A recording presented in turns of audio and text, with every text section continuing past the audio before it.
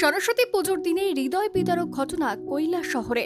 দ্রুত গতিতে বাইক চালিয়ে প্রাণ হারালো তরতাজা এক যুবক এবং আহত আরও একজন।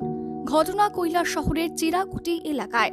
স্থানীয়রা কৈলাস শহরের অগ্নি নির্বাপক দপ্তরে খবর দিলে দমকল বাহিনীর কর্মীরা ঘটনাস্থলে গিয়ে দুজনকে উদ্ধার করে ঊনকোটি জেলা হাসপাতালে নিয়ে যায়। চিকিৎসক মৌটুসির চাকমা চিকিৎসার শুরুতেই একজনকে মৃত বলে জানান।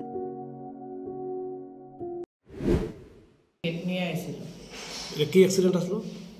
ফায়ার ব্রিগেড তো কইলো বাইক। তার কয়জন আসলো? দুইজন এখন কোথায় আছে?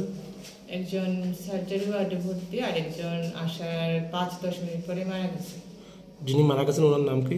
প্রসেনজিৎ রাজভর। বয়স কত হবে? 19। আর যিনি হাসপাতালে ভর্তি আছেন?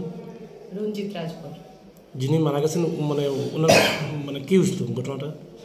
মানে ওনার একদম খুব সিভিয়ার মানে ট্রমা আসছিল আর কি, মাথাতে একদম পিছনের জায়গাটা পুরো এভাবে খুললাইছিল। খারাপ অবস্থাতে নিয়ে আসে ফায়ার ব্রিগেড। হাসপাতালে আসার 10-15 মিনিট পরে মারা গেছে। আর যিনি ভর্তি আছেন ওনার কি হয়েছে? ওনার এদিকে ডান হাতের এই জায়গাটা ভাঙছে, আর নাকে একটু ব্যথা আছে, মাথাতেও আছে ব্যথা।